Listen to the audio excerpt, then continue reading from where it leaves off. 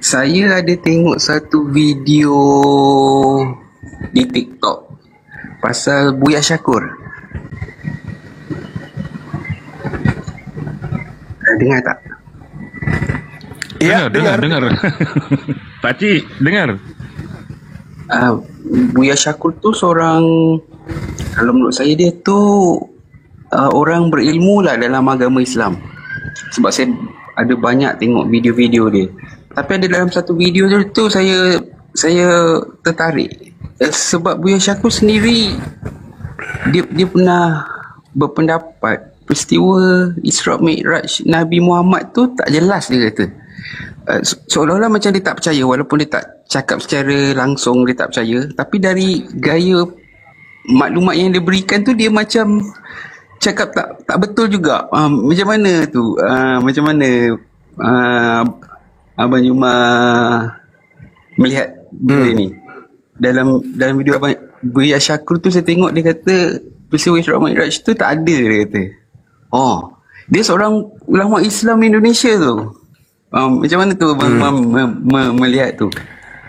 Ya, kalau dasar pijakan itu kemudian saya harus menolak Islam, lalu bagaimana seluruh rabi-rabi Yahudi menolak Yesus adalah Tuhan? Bahkan bagi Yahudi, Kristen itu adalah makhluk-makhluk yang selevel dengan binatang. Orang-orang Yahudi tempat Yesus lahir di tengah-tengah mereka. Tanah mereka tempat kelahiran Yesus.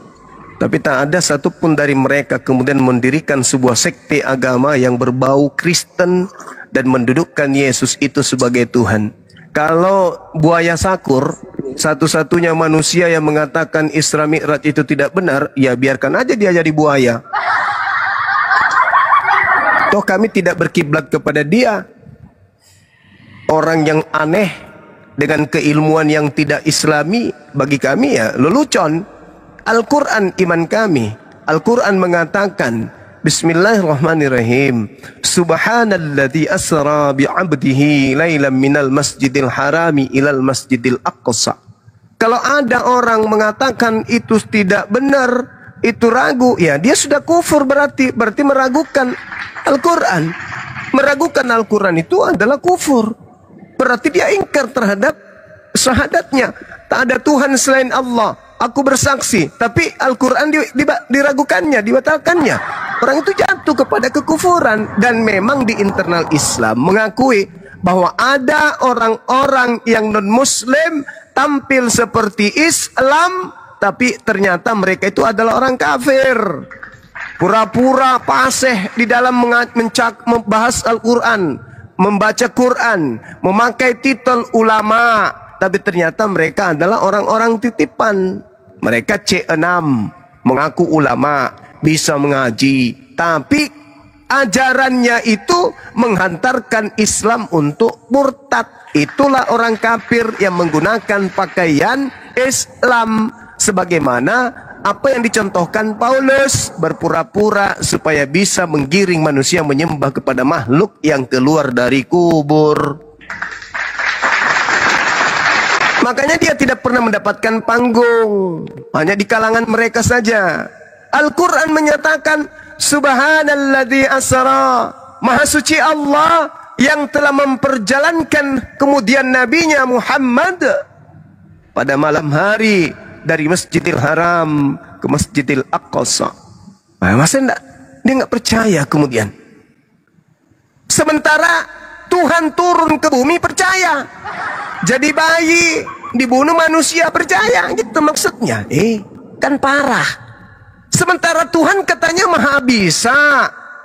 Tuhan katanya maha kuasa. Sampai Tuhan bisa jadi monyet, jadi orang, jadi api, jadi tiang, jadi balok, jadi bayi, katanya Tuhan itu bisa. Tapi giliran Tuhan memperjalankan satu manusia ke langit, nggak bisa katanya. Kan koplak. Tuhan mati bisa nggak? Bisa. Mati Tuhan aja bisa mati. Tapi kalau Tuhan memperjalankan manusia dari bumi ke langit, nggak bisa. Nggak bisa. Ya bisa lah. Al-Quran yang mengatakan itu. Jadi kalau satu Buya Syakur mengatakan bahwasanya Nabi Muhammad itu tidak Isra Mi'raj, lantas Anda ingin menggoyahkan iman kami. Lalu saya dong boleh mengatakan seluruh orang-orang Yahudi mengatakan Yesus bukan Tuhan. Bukti secara histori, secara tempat, Yerusalem, Palestina itu kalau Kristen masuk di sana itu diludahin. Sementara di situ katanya tempat lahirnya Yesus, di situ bermukjizat, di situ dia merubah kemudian air jadi anggur, di situ dia membangkitkan orang mati, di situ dia membuat orang buta melihat, orang lumpuh berjalan. Tapi dibilang hoak sama orang Yahudi. Dia bilang berita dongeng, cerita-cerita tahayul sama mereka. Jadi gimana? Sementara Nabi Muhammad hidup 1400 tahun silam, di situ dia Isra Mi'raj, di situ seluruh jazirah Arab percaya kepadanya. Muncul buaya sakor, sunat pun mungkin tidak, membahas tentang Islam dengan topeng Islam. Lantas dia mengatakan Isra Mi'raj itu tidak benar. Malah dia mengatakan ada foto Yesus di dalam Ka'bah. Untung dia pendek umur. Untung dia cepat ke neraka. Oh, tak apalah Abang Juma. Saya cuma tanya gitu sebab Buya Syakur pun dia dah meninggal kan. Tak elok lah kita cakap yang tak elok pasal dia. Cuma saya mengutip daripada satu video tu Abang Juma. Iya. Lagi pasal Yahudi tadi tu Abang Juma. Yahudi memang dia tak percaya Nabi Isa. Yesus tu seorang Nabi. Biasa di Islam dengan di Kristen. Apalagi Tuhan. Apalagi Tuhan ya. Percaya memang, sebagai Nabi aja kagak. Apalagi sebagai Tuhan. Kan betul. gitu Bang. Iya betul. Terus betul. dari mana Kristen ini curi informasi kalau Yesus itu Tuhan? Bang Juma, jadi di Yahudi, Yahudi tidak mempercayai Yesus itu sebagai Nabi pun dia tak percaya. Maksudnya bagi orang Yahudi, apalagi Yesus Tuhan. itu orang tak Apalagi betul Tuhan. lah. Bukan apalagi Tuhan. Nah. Bukan Nabi apalagi Tuhan. Orang yang Terus dari mana Kristen ini? Kristen jadi dari Bang mana Juma, mendapatkan ilmu Tuhan turun jadi daging manusia? Dari mana ilmunya? Bang Zuma macam ni. Di Kristen dan Islam tu sama. Nabi Islam percaya Nabi Isa tu sebagai Nabi, orang Kristen pun percaya sebagai Nabi. Orang cuma Tapi munafik. cuma Kristen percaya Nabi cuma yang ditanya dan saya memang percaya orang Islam yang cuma, dan saya akui orang Islam tu banyak yang lebih menghormati Nabi Isa tu, banyak di luar lebih negeri jauh pun daripada orang opennya Kristen sendiri. begini ya, bego. Iya, Bang. Orang Yang ditanya itu kau Yahudi, jawab Bang. orang Yahudi itu jangankan Yesus Tuhan, mengakuinya Nabi saja. Politeisme Romawi Yunani. Nah, dari mana Kristen mendapatkan kemudian pengajaran Tuhan turun ke bumi jadi manusia, dibunuh manusia? Apakah itu dari Yahudi atau dari nenek moyang Roma Yunani? Silakan. Abang Juma tak tahu, jangan tanya saya tak pandai lah Abang Juma, cuma saya bertanya yang itu je. Pakcik. Jangan. Kalau Abang Juma tanya saya yang lebih dalam tu tak tahu saya. Minta maaf. Okey, minimal Pakcik, minimal yang Anda bisa jelaskan ke saya, sebelum orang Roma memeluk agama Katolik, orang Roma tadinya menyembah siapa?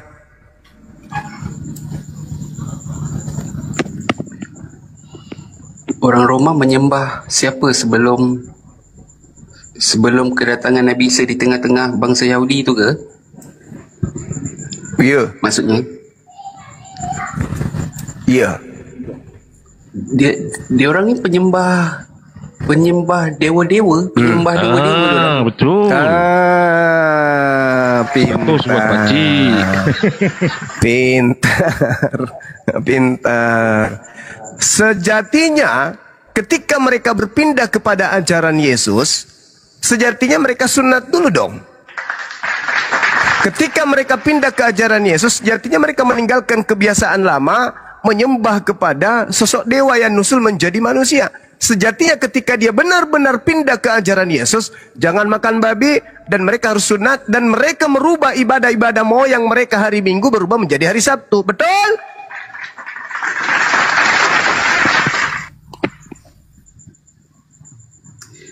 Sebelum maksudnya kalau Abang Jumat tanya pasal apa agama dia, apa yang dia sembah sebelum Nabi Isa tu, tak tahu, tak ada siapa yang tahu agaknya, tak ada diceritakan, tak ada sejarah pasal tu. Orang-orang Roma, bang, percaya kepada dewa-dewa. Dewa nusul menjadi manusia, mereka percaya. Dewa turun ke bumi menjadi manusia, mereka percaya. Nah, mereka pemakan babi. Mereka ibadah Minggu. Ritual pesta kepercayaan keyakinan mereka hari Minggu. Mereka tidak bersunat. Sejatinya ketika mereka menjadi pengikut Yesus, maka mereka harus ganti pakaian. Bukan Yesus yang memakai pakaian mereka. Ini kok jadi Yesusnya yang harus mengikuti pola agama mereka, nenek moyang mereka. Harusnya kalau mereka percaya kepada Yesus, mereka menjadi Yudaism. Bukan Yesusnya yang digiring menjadi Romawi Yunani. Bukan, Yesus dilantik jadi dewa lah. Yesus menjadi anak-anak dewa. Jangan begitu dong. Kalau mengaku sebagai pengikut Yesus, harusnya orang Roma yang menghentikan semua prosesi ritual agamanya masuk ke dalam sistem kepercayaan Yahudi. Apa itu? Pertama, mereka harus menyembah kepada pencipta langit dan bumi yang bukan manusia dan bukan anak manusia. Itu poin pertama. Yang kedua, mereka harus mengikuti tradisi adat istiadat Torah, kebiasaan Taurat, kebiasaan orang Yahudi terhadap hukum Torah. Sunat, tidak makan babi, ibadah Sabtu, harus ikut ke situ. Jangan justru ajaran Yesusnya yang dipretelin masuk ke dalam ajaran politeisme. Makanya saya katakan, apa sih agama orang-orang Roma sebelum mereka mengaku Kristen, sebelum mengaku Katolik? Oh, mereka menyembah dewa-dewa. Setelah mereka masuk ke ajaran Yesus dan mengganti merek mereka sebagai Katolik, apa yang mereka lepaskan dari cangkang agama Roma Yunani? Kepercayaan, keyakinan, nyembah kepada dewa-dewa, politeisme. Apa? Nggak ada. Cuman Zeus diganti Yesus. Itu aja kan? Tapi dewa-dewa menyembah kepada roh, makan babi, tidak bersunat, ibadah Minggu, jalan kan? Jalan. Natal, jalan. Sinterklas, jalan. Apa yang berubah? Tak ada yang berubah. Cuman Zeus berubah Yesus. Itu aja. Yang kedua yang berubah, dulu nenek moyang mereka tidak punya kitab. Sekarang ketika mereka menjadi Katolik, sudah punya kitab. Apa itu kitabnya? Surat-surat yang ditulis oleh orang-orang mereka sendiri, lalu kemudian diseleksi, lalu mengambil terjemahan kitabnya Yahudi dalam bentuk Septuaginta, digabungkan menjadi satu. Resmilah menjadi kitab suci mereka. Itu. Nah, sekarang apa pembuktian narasi saya? Orang-orang Yahudi pengikut Nabi Musa masih ada nggak hari ini? Masih. Kenapa nggak ikut Kristen? Ya enggak lah, karena Kristen Katolik itu adalah bidat. Bagi mereka, Katolik atau merek apapun dari Kristen itu beda. Mereka adalah Abu Dasarah. Mereka dianggap Kuranion, Kunarion. Mereka adalah anjing dan anak-anak anjing. Itu menurut pandangan orang Yahudi. Nah, sekarang ketika ajaran yang ditolak Yahudi masuk ke Nusantara, masuk ke Malaysia, justru kita yang mau terima. Nenek lu kiper. Orang Yahudi aja nolak, apalagi kami orang Islam. Najis tralala-tralili. Kalau dia diterima di Yerusalem yang katanya berasal dari sana, ya baru kita pikirkan, ini jelas-jelas ditendang di sono, kok kita pula yang di sini. Sampah bagi Yahudi, kok kita pula yang mau terima di sini. Sorry sampah bagi Yahudi, anjing bagi Yahudi, masa kita yang mau terima? Maaf maaf, kami masih berakal. Oleh karena itulah kemudian ketika saya bertanya, apa sih ajaran Roma Yunani sebelum menjadi Katolik Kristen? Oh, nyembah dewa-dewa bang. Gitu, ya. Berarti sama aja dengan surah-surah Paulus. Filipi 2, nomor 6, nomor 7. Dewa turun ke bumi. Tidak mempertahankan kedewaannya, melainkan mengosongkan diri. Lalu mengambil rupa manusia. Lah, apa bedanya dengan dewa-dewa mereka? Gak ada bedanya berarti. Cuman ganti label aja nya. Buktinya, semua data-data yang ada di dalam kitabnya orang Yahudi tentang Tuhan, Elohim, Eloah, diganti semuanya menjadi Dewa Theos. Bang Juma, kalau gitu, Kalau orang Yahudi aja menganggapnya sampah, gimana kami mau terima Cak Ayu? Ya gimana Pak Cik? kalau macam tu Bang Juma, maksudnya orang Yahudi tu dia masih menunggu sampai sekarang. Masih Kedatangan menunggu Mesias tu, kalau akan dia tak datang percaya Nabi Mesias. Isa, oh maksudnya Tapi anehnya bang, ya bang. gimana? Ya, Lanjut. Maksudnya kalau gitu Syukran, orang Bang Yahudi tu, maksudnya orang Yahudi tu masih menunggu kedatangan Mesias. Sedangkan Mesias kan dah datang 2000 tahun yang lalu bang. Maksudnya orang Yahudi masih Mereka menolak. Mereka menolaknya kenapa? Karena mereka itu menunggu Mesias seperti Hezekiah, Gedeon, Musa, Daud, Salomo. Yang mereka tunggu itu level kayak gitu. Sementara yang diutus kepada dia hanyalah Mesias yang mengembalikan kejayaan Taurat, bukan kejayaan kerajaan mereka, tapi kejayaan hukum Tuhan. Ketika dia datang, makanya ditolak. Tapi nanti ketika ia datang untuk kedua kalinya, wa innahu la ilmul lis-sa'ah fala tamtarunna biha wattabi'un. Tak ada seorang pun dari mereka yang tidak beriman kepada Nabi Isa. Oh, ternyata yang dulu kami tolak itu benar-benar Mesias rupanya. Begitu juga di dalam Yohanes 12 nomor 48. Ternyata ketika Yesus datang untuk yang kedua kalinya, barulah mereka sadar ternyata Mesias yang ditunggu itu ternyata Yesus ini. Tapi apalah daya, nasi sudah menjadi bubur, udah terlanjur ditolak. Begitu juga Kristen akan ditendang bokongnya sampai ke neraka oleh Yesus. manik. Itu bang, karena Kristen ini abangku mengacaukan ajaran Kristen Yesus. percaya Bang Juma. Percaya apa? Percaya Nabi Isa itu Mesias. Percaya? Ya, Mesias memang di mulut, tapi prakteknya Mesias itu adalah Tuhan. yang disembah di gereja. Berarti dianggapnya Tuhan. Berarti mereka anti. Mulut mengatakan ini adalah seekor sapi, tapi dalam hatinya diam-diam, tapi dia adalah ayam loh. Mulut Ya, mengatakan tidak, dia Bang Mesias, Juma. dia utusan Tuhan.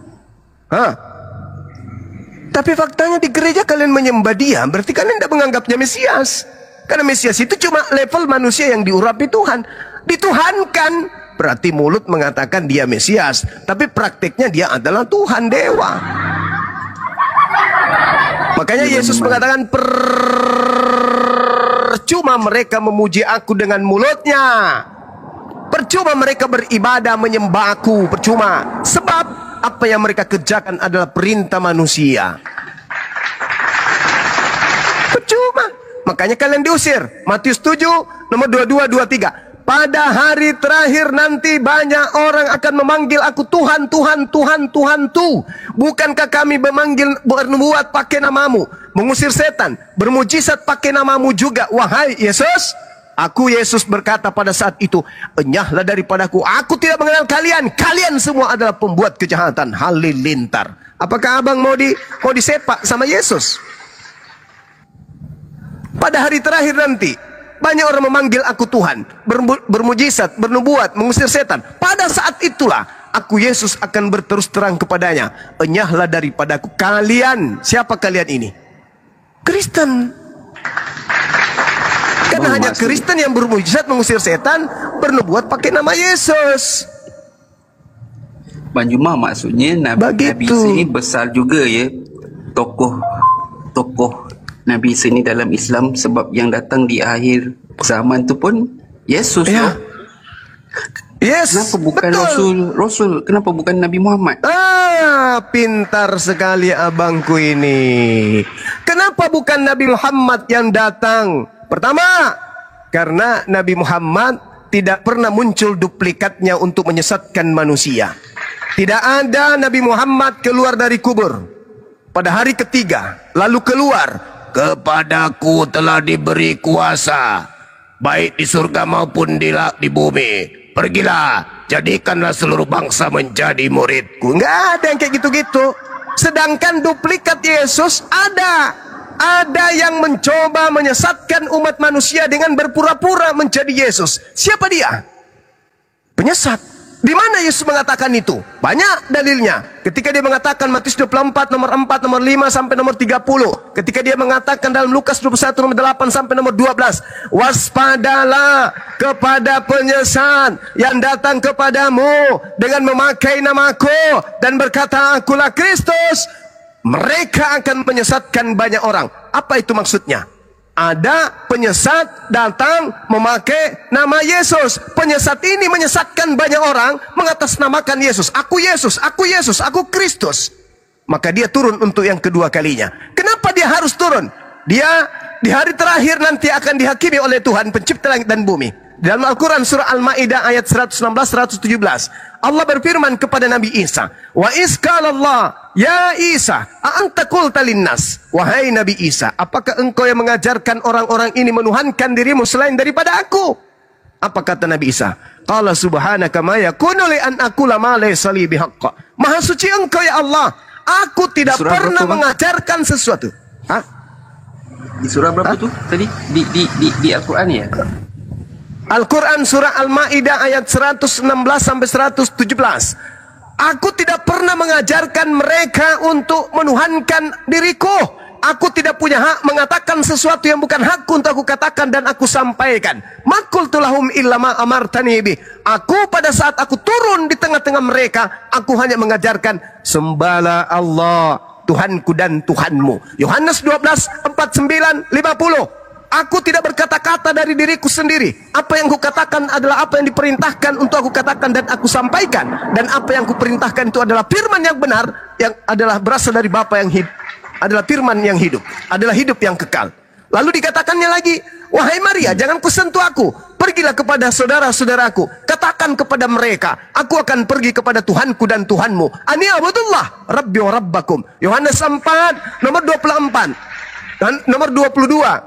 Aku dan muridku menyembah apa yang kami kenal, sedangkan kalian menyembah apa yang tidak kalian kenal. Berarti Al-Quran betul. Makanya dia turun. Dia turun untuk apa? Dia menjadi hakim. Kenapa dia harus menjadi hakim? Karena ada yang terdakwa. Siapa yang terdakwa? Orang-orang yang telah mempermalukannya di hadapan pencipta langit dan bumi. Adakah Yesus mengajarkan menyembah dirinya? Selama 3 tahun, selama 33 tahun dia di bumi.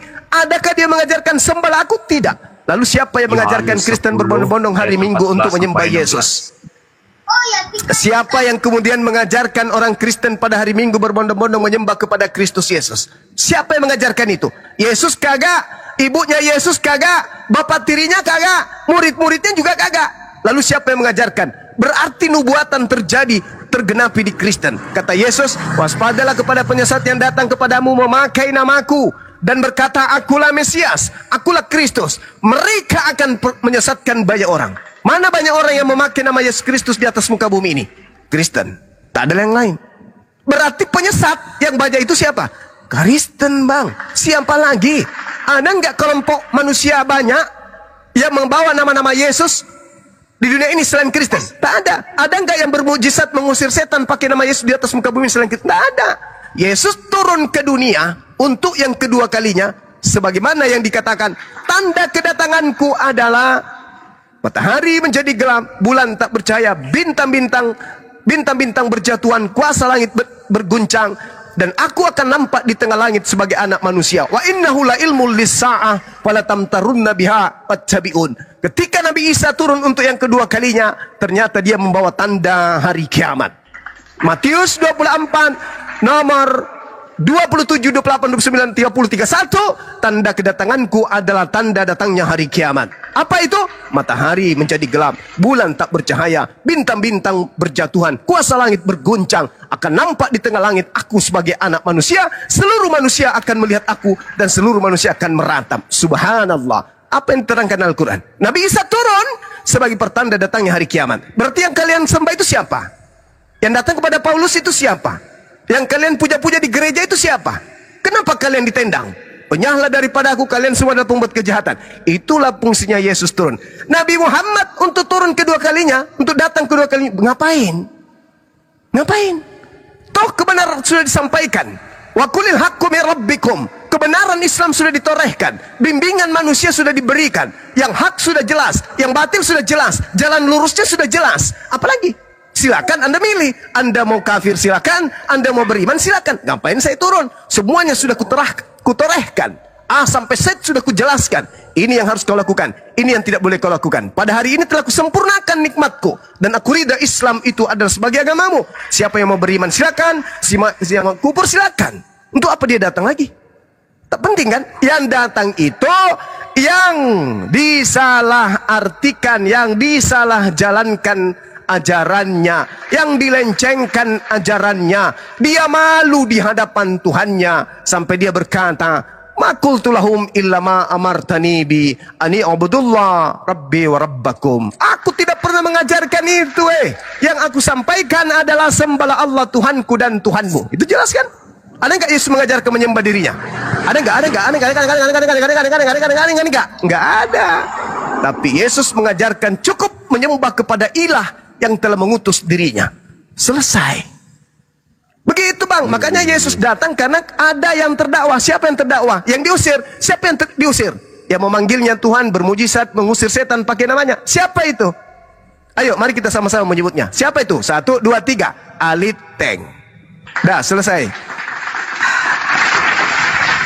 Ya Bang Rumah, saya mendengar dengan baik sekali apa yang Bang Rumah sampaikan. Alhamdulillah. Itulah Bang Rumah, betul lah.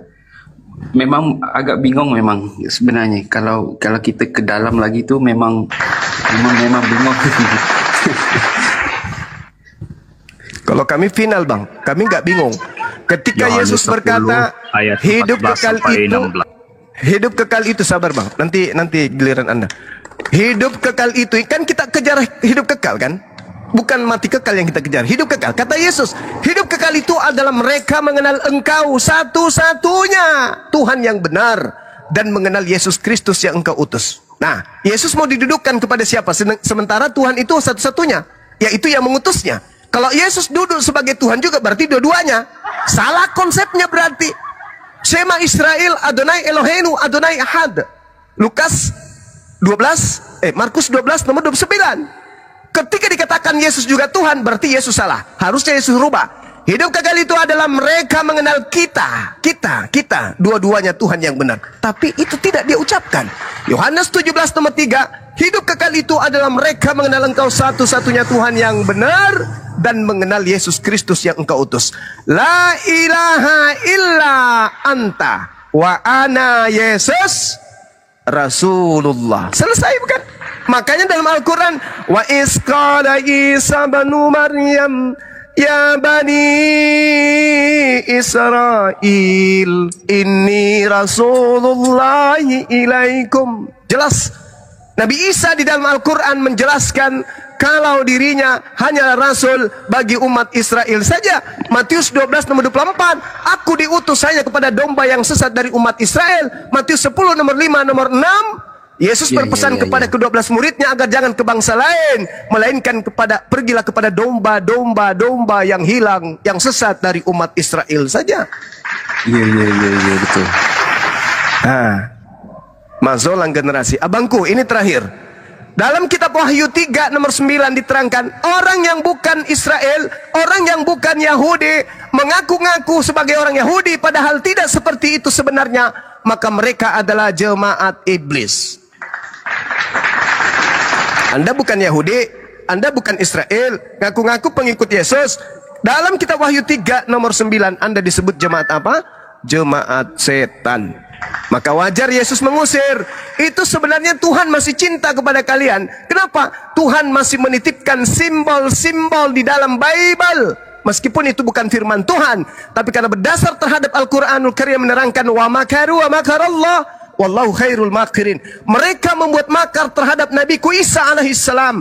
Mereka membuat tipu muslihat. Mereka membuat kesaksian palsu untuk mencelakakan Nabiku. Tapi aku Tuhan melindunginya.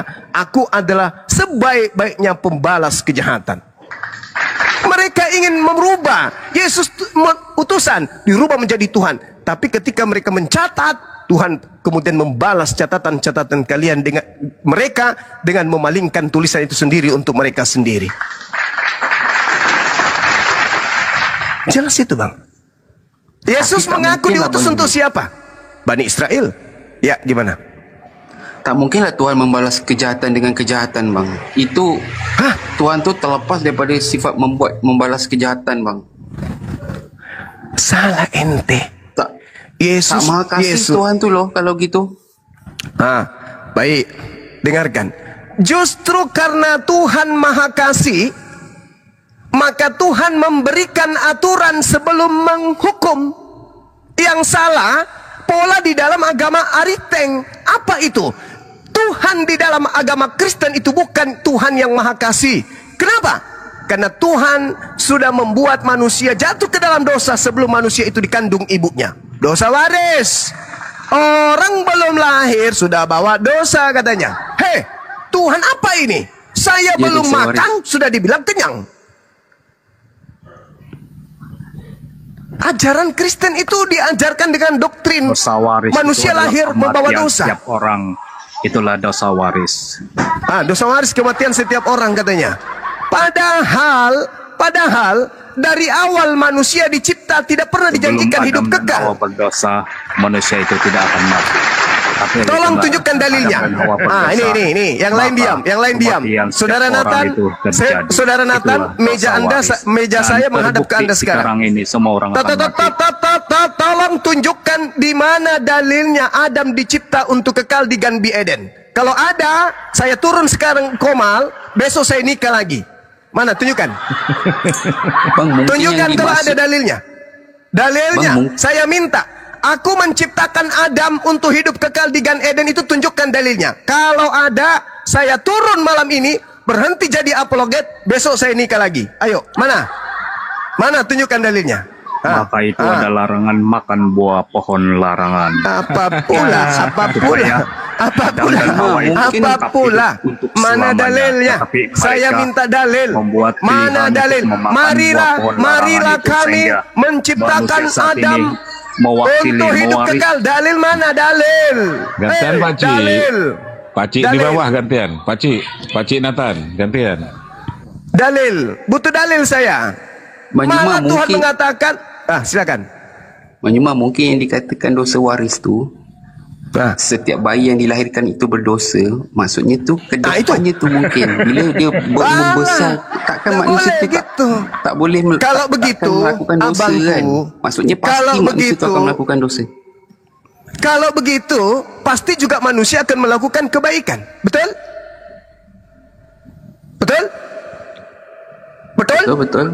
Nah, tapi ada juga dosa. Kalau begitu, kalau Tuhan Maha Kasih, harus mengedepankan kemudian kasihnya. Adam mewariskan kemudian perbuatan baik kepada keturunannya. Betul? Iya. Kenapa dosa? Orang itu diwariskan harta.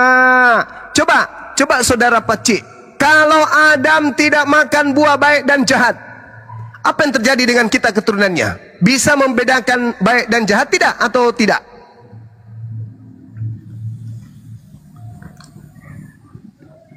Bisa atau tidak? Saya tidak. Berarti kita jangan mengutuk Adam dong. Jangan menghina dengan mengatakan dia mewariskan dosa. Jangan memfitnah kakek kita dong. Katakan, terima kasih wahai kakekku Adam, berkat engkau kami bisa membedakan antara jahat, baik dan jahat. Kalau sekiranya Adam tidak makan buah pengetahuan baik dan jahat, maka saudara Nathan akan hidup seperti monyet. Sedangkan sekarang Adam makan buah baik dan jahat, sekarang pun dia masih mirip monyet. Dia nggak bisa bedakan mana Tuhan, mana hantu, mana manusia, mana Tuhan. Sedangkan Adam makan aja dia nggak bisa bedakan. Apalagi kalau Adam tidak makan, maka kita akan hidup seperti monyet. Monyet kenapa seperti monyet? Karena tidak bisa membedakan baik, buruk, dan jahat. Tidak bisa. Apakah monyet bisa membedakan baik dan jahat? Tidak bisa. Apakah babi bisa membedakan? Tidak bisa. Apakah asu bisa membedakan? Tidak bisa. Apakah manusia bisa? Bisa. Maka berterima kasihlah kepada Adam. Jangan kau mengutuk. Orang yang selalu mengutuk kemudian Adam itu adalah keturunan iblis. Mari saya kasih dalil. Saya kasih dalil.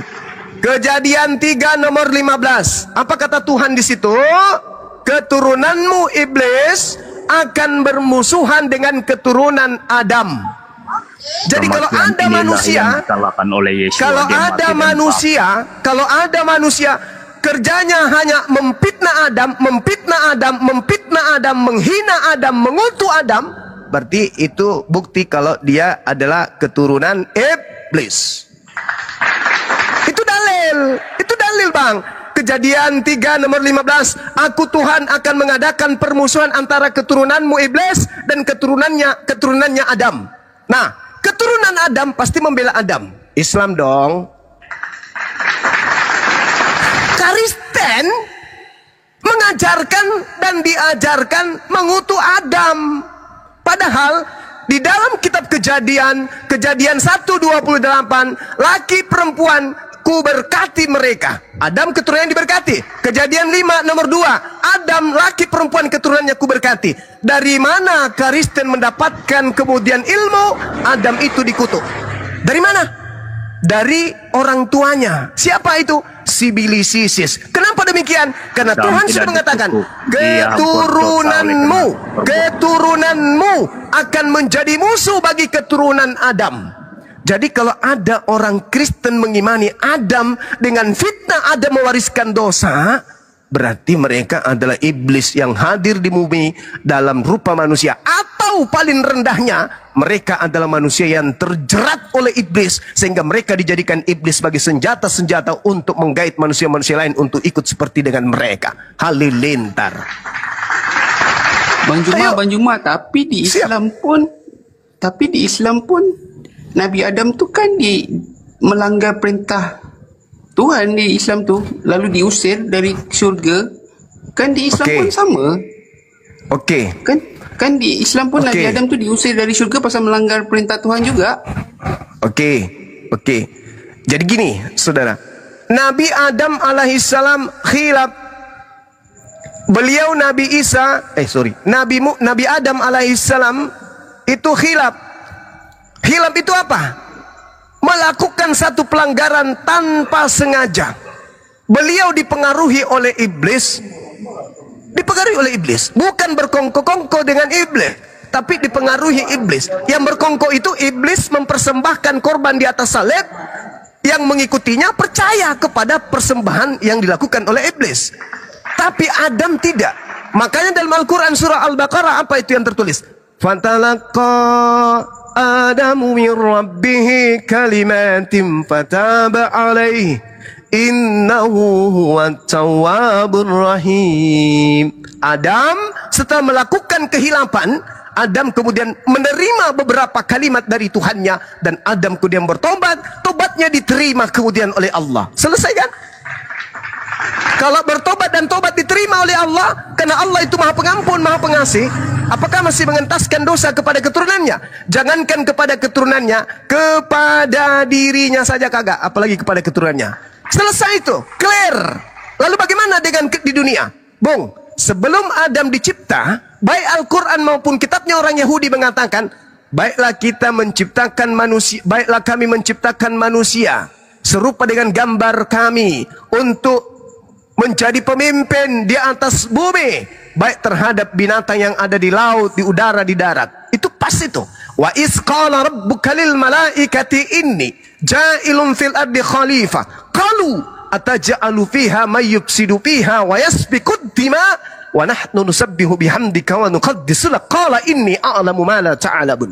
Aku hendak menciptakan seorang manusia untuk menjadi pemimpin. Di mana? Di Eden, bukan. Di mana? Di Eden, bukan. Di mana? Di Eden, bukan. Tapi di bumi. Fil ardi khalifah. Menjadi pemimpin di bumi. Marilah kita, baiklah kita menciptakan manusia yang serupa dengan gambar kami untuk menjadi pemimpin di Eden. Oh salah, di bumi. Jadi itu skenario Allah. Skenario Allah menciptakan Adam untuk menjadi pemimpin di mana? Di bumi. Jadi dia keluar dari surga bukan karena kemudian dia harus tetap di sana, tidak. Tapi karena dia memang harus turun ke bumi. Karena sebelum dia dicipta, Tuhan sudah merancang untuk mengisi bumi ini dengan sosok penghuni yang bernama manusia untuk menjadi pemimpin menaklukkan alam bumi ini. Nah sekarang, sebelum Yesus sebelum Adam makan buah pengetahuan, dia tidak tahu baik dan buruk. Bisakah dia jadi pemimpin ketika dia tidak tahu baik dan buruk turun ke bumi? Tidak bisa. Apa buktinya? Dia nanti sadar kalau dia telanjang setelah dia memakan buah ilmu pengetahuan. Kalau Adam nih tahu dirinya telanjang saja, tidak. Bagaimana mau jadi pemimpin? Sekarang monyet tahu nggak kalau dia telanjang? Enggak. Babi tahu nggak dirinya kalau dia telanjang? Enggak. Kalau babi itu tahu dirinya telanjang, dia akan lari dan berteriak, "Ah, malu. Pinjam sarungnya dong, malu." Andai mereka tahu baik dan buruk.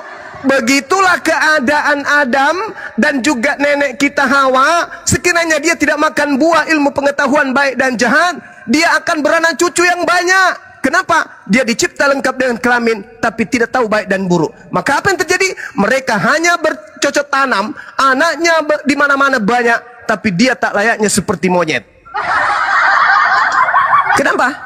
Karena dia tidak tahu baik dan jahat. Beruntung kemudian Adam makan buah pengetahuan, sehingga apa yang dicita-citakan kemudian untuk menjadi pemimpin di bumi itu bisa terkabulkan. Bayangkan anak keturunan Adam membuat baja beribu ton bisa melayang dari Makassar ke Jakarta hanya waktu 2 jam. Dari Jakarta ke Malaysia hanya waktu 1 jam kurang lebih. Siapa itu? Anak Adam. Bisa nggak mereka menciptakan pesawat itu kalau misalnya mereka tidak makan buah ilmu pengetahuan? Nggak bisa. Berarti apa yang harus kita katakan kepada Nabi Adam? Berterima kasih atau mengutuknya? Kembali kepada dua agama ini, Islam atau Kristen. Siapa yang selalu memuji Adam dengan mengucapkan alaihi salam, keselamatan atasmu wahai Adam? Dan siapa yang selalu berkata, kita manusia berdosa adalah akibat dari nenek kita Adam? Roma 5 nomor 12. Salah ya? Iya, betul. Satu manusia yang kemudian menjalarkan dosa ke bumi, yaitu Adam, sehingga dosa menjalar, kematian pun menjalar ke seluruh bumi. Itu fitnah iblis laknatullah terhadap Nabi Adam alaihi salam. Demikian. Adam alaihi salam ya. Ya, Adam atasnya keselamatan. Nah, itu Isa alaihi salam. Isa keselamatan atasnya. Kalau di Kristen, Kristus yang mati terkutuk. Alamak. Sementara Yesus mengatakan di dalam Yohanes 16, ketika roh kebenaran itu datang, maka dia akan memuliakan aku. Nah, mari kita lihat siapa yang memuliakan Nabi Isa. Ketika memuliakan Yesus, ketika orang Kristen mengatakan Yesus lahir di kandang binatang di palungan, Islam mengatakan tidak. Sosok itu lahirnya di bawah pohon yang rindang, asri, sejuk, harum, banyak buah-buahan dan seterusnya. Islam tuh ketika Kristen mengatakan Yesus ditampar, apakah itu bukan sebuah penghinaan? Itu penghinaan. Tapi Yesus mengatakan ketika roh kebenaran itu datang, dia akan memuliakan aku. Islam, benarkah Yesus ditampar? Tidak. Beliau manusia suci. Dia selalu dijaga oleh Allah. Kemanapun ia pergi diberkati oleh Allah. Tak ada kemudian titik di mana Allah lengah untuk menjaga beliau. Berarti bukan dia yang ditampar, bukan. Ditonjok, bukan. Diludahin mukanya, bukan. Yang ditelanjangin, dibagi-bagikan pakaiannya, bukan juga. Kemudian yang diarak di tengah-tengah kota, diarak kemudian kayak maling ayam, apakah itu Yesus? Bukan. Umat Islam mengatakan bukan. Nabi Isa atau Yesus suci dari perbuatan-perbuatan tercela seperti itu. Apakah dia yang ditangkap kayak maling? Bukan. Apakah dia yang digantung kayak garong? Bukan. Apakah dia yang ditombak kayak buaya? Bukan. Yang dibunuh kayak penjahat? Bukan. Sama sekali bukan. Yesus manusia suci yang dilindungi oleh Allah. Yesus atasnya keselamatan alaihi salam. Hei saudara Kristenku, sini kalian. Sini, duduk sini. Aku mau tanya. Kemarin ada orang memperkaos kucing sampai kucingnya mati. Dia percaya Yesus. Apakah dosanya ditebus? Oh, ditebus, Bang. Oh, jadi dosa menggauli kucing itu diambil alih sama Yesus. Oh iya dong. Kemarin ada berita, ada seorang anak laki-laki memperkaos ibu kandungnya sendiri. Tapi dia percaya Yesus. Apakah dosanya ditebus? Kalau dia percaya Yesus, menerima Yesus sebagai penebus dosanya, dosa memperkaos ibu itu dihapuskan. Wow. Termasuk dosa membunuh orang? Ya, kalau dia membunuh orang lalu dia menerima Yesus, maka dosa-dosanya akan dihapuskan. Berarti dosa memperkaos ibu kandung itu ditanggung siapa? Ditanggung Yesus. Ini kemuliaan bagi Yesus atau penghinaan bagi Yesus? Penghinaan. Sedangkan Yesus mengatakan, ketika Roh Kudus itu datang, Roh kebenaran itu datang, maka dia akan memuliakan aku. Ayo. Yang digantung di leher orang Kristen, ada sebuah palang bentuk cross. Ditanya, ya kalung, ditanya, itu apa di lehermu itu berbentuk salib itu apa? Oh, apa? Ini bang, iya kenapa kalau itu kenapa?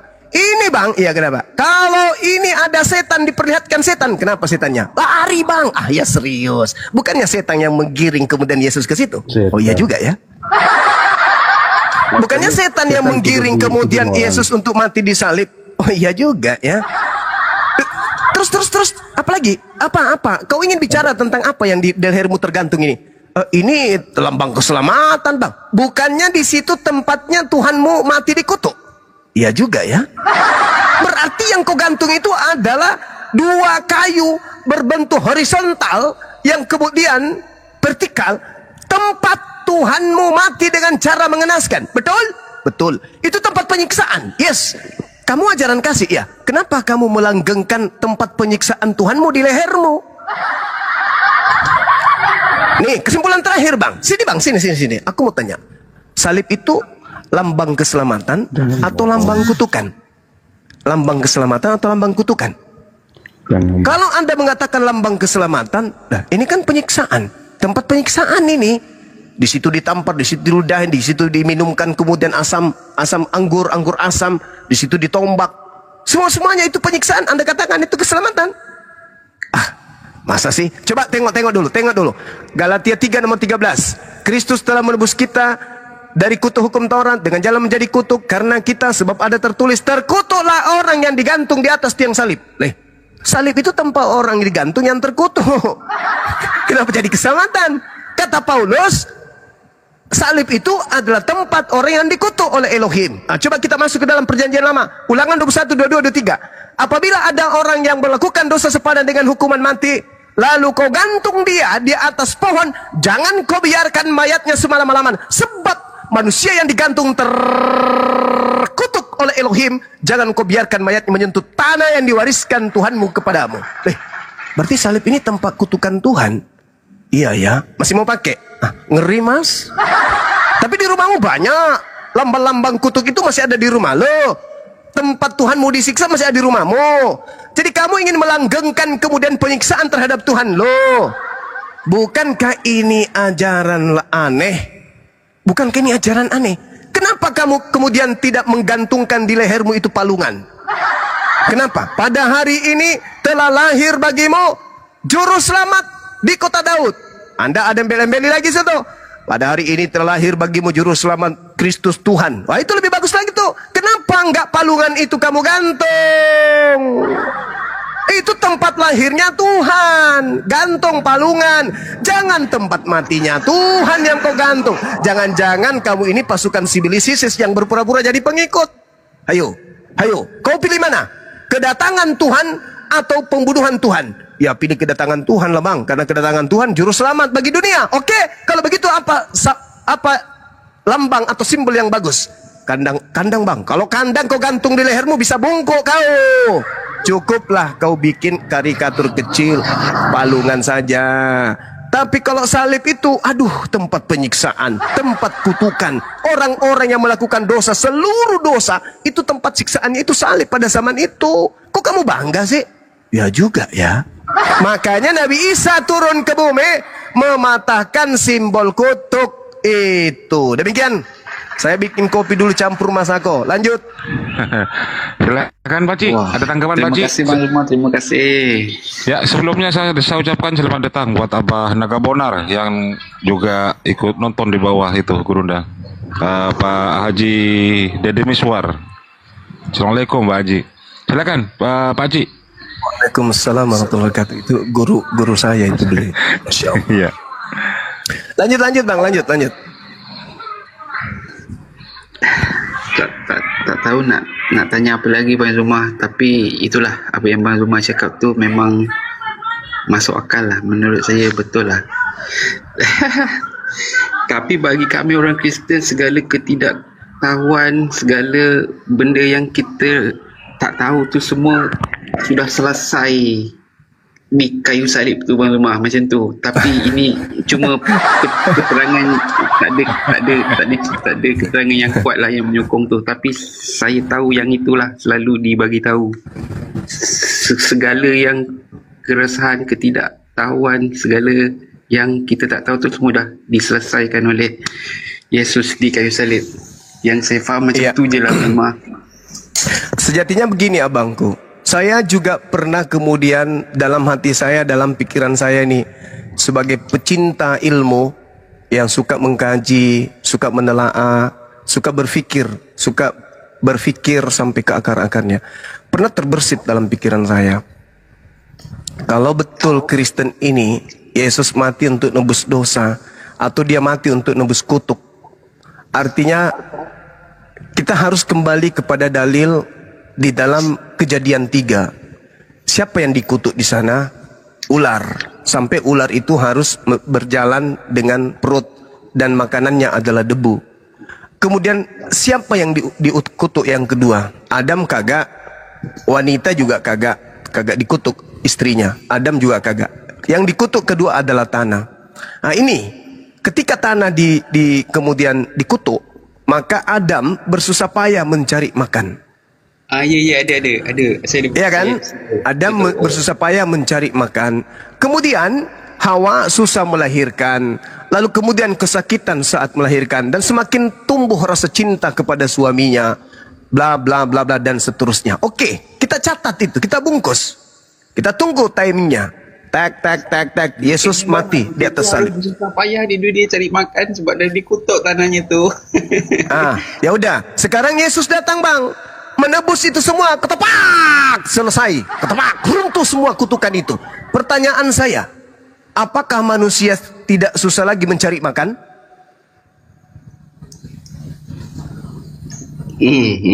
Paham, menangkap. Apakah tidak. Wanita melahirkan gak sakit lagi? Masih sakit. Lalu kutukan apa yang diselesaikan Yesus di atas tiang salib itu? Itu hanya propaganda. Gini abangku, gini. Abang ketika melakukan maksiat, misalnya nih, maaf.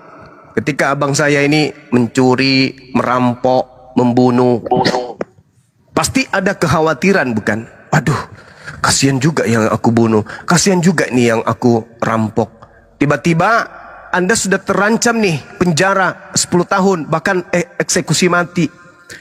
Lalu kemudian ada orang datang sebagai dewa. Kamu kesini. Apa bang? Kamu punya dosa? Oh iyalah bang. Pastikan? Iya, karena kamu sudah keturunan Adam. Pasti dosamu banyak kan? Iya. Tidak ada manusia tidak berdosa kan? Iya. Mau nggak dosa-dosamu itu, hukuman-hukumanmu itu tadi tidak jadi di penjara, dibebaskan dari kurungan, dibebaskan dari tekanan, dibebaskan dari teror, dibebaskan dari posisi sebagai terdakwa. Mau nggak? Mau bang.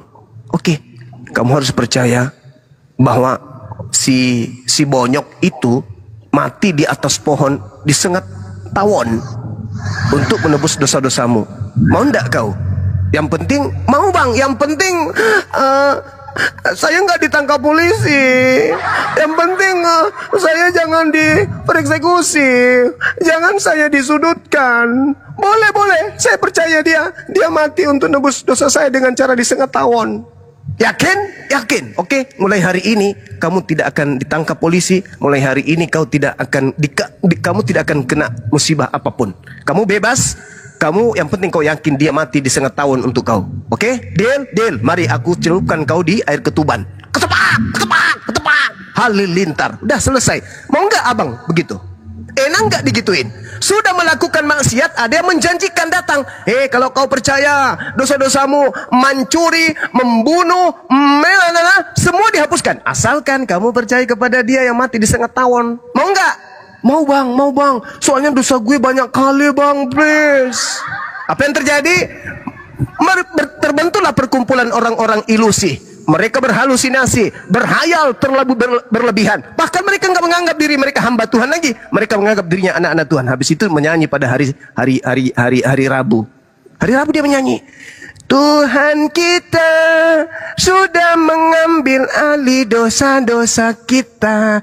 Dengan kasih-Nya mati di setengah tahun karena dosa kita. Halilintar. Bisa nggak? Bisa. Orang-orang seperti ini adalah orang yang tidak berani bertanggung jawab terhadap perbuatannya sendiri. Sementara para nabi diseru. Di kitabnya orang Yahudi diseru, apabila umatku mengakui dosa-dosanya lalu berpaling dari jalannya yang sesat, aku Tuhan dari langit, dari surga akan menghapus dosa-dosa mereka. Begitu juga dalam Al-Quran. Qul in kuntum tuhibbunallaha fattabi'uni yuhibbukumullah wa yaghfir lakum dzunubakum wallahu ghafurur rahim. Katakan kepada seluruh manusia, wahai Nabiku Muhammad, jika mereka hendak dosanya dihapuskan, ingin kemudian dia dicintai oleh pencipta langit dan bumi, kul, katakan kepada mereka untuk mengikuti jalanmu. Selesai. Apa itu? Bertaubat, bertaubat, bertaubat, bertaubat, istighfar, mendekatkan diri kepada Allah. Makanya umat Islam itu tertuntun bang. Habis mereka dari masjid, tidak ada yang menjamin mereka tidak melakukan maksiat. Entah itu mereka sengaja atau terpengaruh. Maka umat Islam itu selalu minta, ihdinas siratal mustaqim. Minta petunjuk, petunjuk, petunjuk. Luruskan niatku, luruskan pandanganku, luruskan tanganku, luruskan kakiku, luruskan hatiku, luruskan semua supaya aku tidak tergoda oleh iblis. Kenapa? Iblis yang malam datang silih berganti dari kanan, dari kiri, dari muka belakang. Tidak lagi kemudian kita yang melakukan maksiat, teman kita lagi yang akan membawa kita ke tempat maksiat. Tidak lagi kita mengajak orang bermaksiat, maksiat itu datang lagi kepada kita. Tidak dinikmati mubazir katanya. Itulah di Islam bang. Kita yang melakukan dosa, kita yang harus mempertanggungjawabkan. Maka kita masing-masing harus mendekatkan diri kepada Allah. Tidak perlu, tidak bisa mendekatkan diri kepada pencipta melalui perantaraan orang. Kita sendiri yang harus kepada Allah. Kenapa? Hak prerogatif setiap manusia itu mengenal Tuhannya, mendekati Tuhannya, bercinta dengan Tuhannya, memadu kasih dengan Tuhannya. Bukan melalui orang. Lu matilah, mati. Buat apa? Supaya aku bisa masuk surga. Mati dong buat aku, boleh nggak? Jangan. Tapi kaulah yang harus mati untuk dosamu sendiri. Dengan cara apa? Tinggalkan kecintaanmu terhadap duniawi. Yang haram, katakan haram. Yang halal, baru yang bisa kau nikmati. Hak, katakan hak. Batil, katakan batil. Tak ada kemudian kata ya terhadap dosa. Dosa ditanggung masing-masing. Bukan dosa ditanggung orang lain. Ketika kita enak-enakan melakukan maksiat, dosa kita diambil oleh orang lain. Itu sifat iblis. Itu tidak diajarkan oleh para nabi. Kita harus bertanggung jawab. Sebagaimana Yesus mengatakan dalam Yohanes 5 nomor 29. Manusia akan dibangkitkan dari kematian. Yang baik akan diberikan surga hidup kekal. Yang jahat akan dibangkitkan neraka untuk dihukum. Jelas itu kan? Berarti kita nggak bisa berpacu. Kita harus menerima dia dengan kasih. Tidak ada itu, nonsense, bullshit. Apa buktinya? Sekarang kalau saya tanya, baiklah saudaraku Kristen, agama kalian hebat kali. Begitu kalian berdosa, ada Yesus yang menanggung. Baiklah, dosa-dosa terdahulu, dosa warisan, segala macam ditanggung oleh Yesus. Oke, sekarang kalau kamu melakukan dosa lagi, bagaimana caramu menghapus dosa itu? Satu, kami tidak dianggap dosa lagi bang. Meskipun kami tampar orang, meskipun kami bunuh orang, itu nggak dianggap dosa lagi bang. Kenapa? Karena kami sudah ditebus lebih dulu. Oh baik, ini agama, ini ajaran yang benar. Sudah pasti tidak benar. Oke, kita tolak itu. Alasan kedua, kalau kami berbuat dosa bang, terus kami datang kepada Yesus, dosa-dosa kami itu ya dihapuskan. Gampang kali kalau begitu. Mencuri, habis itu datang ke Yesus. Yesus, ya dek, aku mencuri loh. Nggak apa-apa kan? Yang penting kau percaya, aku mati untuk dosa-dosamu. Percaya nggak? Percaya banget. Nah, terhapus. Besok mencuri lagi. Aku berdosa lagi, Sus. Gimana ini? Ya, yang penting kau percaya, aku mati. Oke, terhapus. Jadi kemaksiatan akan semakin muncul di mana-mana. Kenapa? Karena merasa ada yang bertanggung jawab. Yohanes 1 Yohanes 2 nomor 1. Anak-anakku, janganlah engkau berbuat dosa. Namun apabila engkau berbuat dosa, ada Yesus sebagai perantara dosa kita. Bahkan bukan dosa kita saja, tetapi juga dosa dunia. Alamak. Jadi binatang semuanya kita ini nanti jadinya. Kenapa? Kita bebas berbuat dosa. Kenapa? Ada pendamai dosa yang sudah mati di atas pohon untuk dosa kita. Halilintar. Ajaran apa ini? Ajaran apa ini? Ajaran yang mendidik kita untuk tidak bertanggung jawab. Kita yang melakukan dosa ditanggung sama orang lain. Berarti kita nggak bisa jadi pemimpin kalau gitu. Kenapa? Setiap ada kesalahan, kasih yang lain. Ada kesalahan, kasih yang lain. Giliran benar baru kita. Aduh, gimana ceritanya? Berarti kita jauh lebih setan daripada setan. Setan berani tanggung jawab dosanya sendiri. Baik Tuhan, aku tanggung dosaku. Aku rela masuk neraka. Baiklah, boleh, nggak apa-apa. Yang penting satu aku minta, izinkan aku mencobai seluruh manusia agar aku mengajak mereka ke neraka, agar engkau buktikan bahwa aku lebih layak menjadi pemimpin daripada Adam. Apa kata Tuhan? Oke. Aku ikuti kemauanmu iblis. Keturunanmu dan keturunan Adam akan selalu bermusuhan. Itu bagus. Tos. Itulah yang terjadi. Iblis selalu kiri kanan. Hari ini dia tidak maksiat. Tunggu besok kau ya. Kuhantar kau besok ke neraka. Tapi pertanyaannya sekarang adalah, masihkah iblis datang mencobai orang-orang yang tidak lagi merasa takut melakukan dosa karena sudah ada penebusnya? Masihkah mereka takut? Kalau saya melakukan dosa kan ya cukup melipat tangan di dada. Paman, hari ini aku berdosa paman, tapi aku percaya liurmu yang keluar dari mulutmu itu adalah cairan yang untuk menghapuskan dosa-dosaku. Maafkan aku paman. Ini iblis masih mau? Enggak, udah pensiun iblisnya. Ngapain? Wah, dia sudah lebih setan daripada aku kok. Aku rela masuk neraka karena dosaku sendiri. Dia nggak mau masuk neraka, tapi dosanya dikasih ke orang, malah dikasih ke Tuhannya. Na'udzubillah summa na'udzubillah. Tapi kalau umat Islam begitu melakukan dosa, ambil wudhu, menangis di hadapan Tuhannya. Ya Rabb, aku berdosa ya Rabb. Aku berdosa. Maafkan aku. Aku tak ada daya. Aku tak ada daya. Maafkan dosa-dosaku ya Rabb. Aku janji tak akan lagi melakukan. Itu baru. Tapi yang tetangga saya di sebelah ini apa? Lipat tangan. Paman, aku datang. Apakah kamu butuh amplop? Gitu. Karena dosa ditebus orang lain. Oh no, dosa tanggung masing-masing. Makanya manusia diupah berdasarkan atas pekerjaannya masing-masing. Saya kira begitu saudara. Ya sekedar intermezzo, tapi ini edukasi. Ya, bang, kalau saudara menggunakan akal sehat. Juga imanku ini bang. Masya Allah, Masya Allah, Subhanallah, Allahu Akbar, Subhanallah. Yang saya sampaikan data dengan pola sederhana. Saya juga biasa kalau ngajar dengan cara-cara seperti ini. Tapi yang saya rangsang di sini adalah kekuatan berpikir, insting logika sehat. Insting manusia. Kenapa? Karena untuk membedakan kita dengan binatang, akal. Ingat ya, kalau kita memiliki sebuah kitab suci, itu berasal dari Tuhan tentu. Malu kita mengatakan kitab suci kita itu bukan dari Tuhan, malu. Meskipun bukan, kita harus mengatakan itu dari Tuhan. Kenapa? Karena kitab suci itulah yang menghantarkan orang itu beragama. Nah sekarang di mana duduk perkaranya? Firman Tuhan yang murni dari Tuhan akan tertorehkan di sebuah kitab.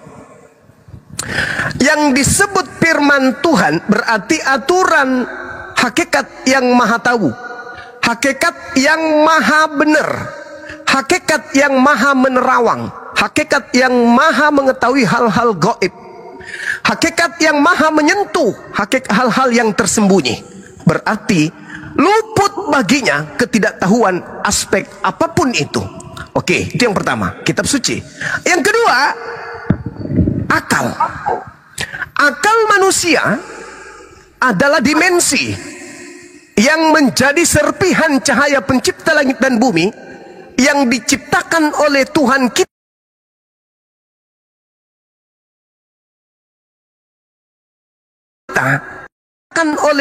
kita daya yang ada.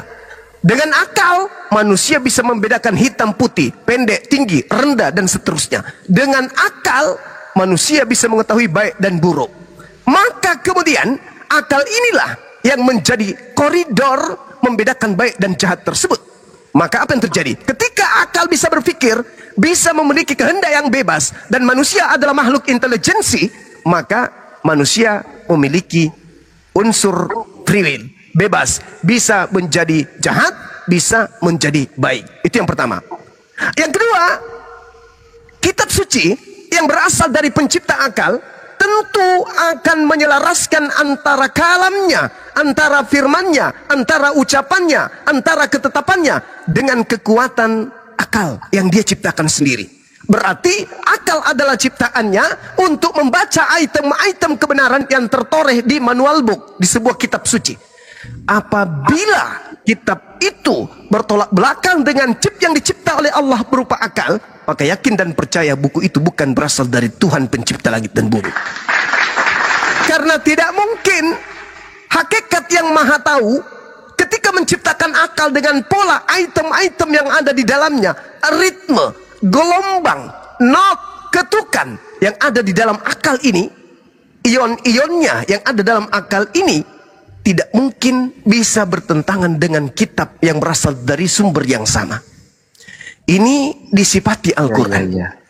Apa yang diterangkan Al-Quran masuk di dalam catatan memori yang merupakan serpihan pengetahuan yang Tuhan titipkan kepada manusia berupa akal. Tapi Bible, maaf, tak ada sedikit pun yang bisa masuk akal di sini. Tak ada. Kalau sumbernya akal untuk menelaah. Sekarang permasalahannya adalah bagaimana mungkin sebuah pabrik mengeluarkan motor metik, lalu buku panduannya ketika kita buka isinya adalah panduan untuk mengoperasionalkan kulkas. Motor metik kita beli, ada manual booknya. Ketika kita buka manual buku itu, isinya kok masalah rempah-rempah, cara memasak bubur. Loh kok nggak nyambung? Katanya akal ini mengatakan Tuhan tidak mungkin dua. Tapi di bukunya kok sini ada 3 Tuhan.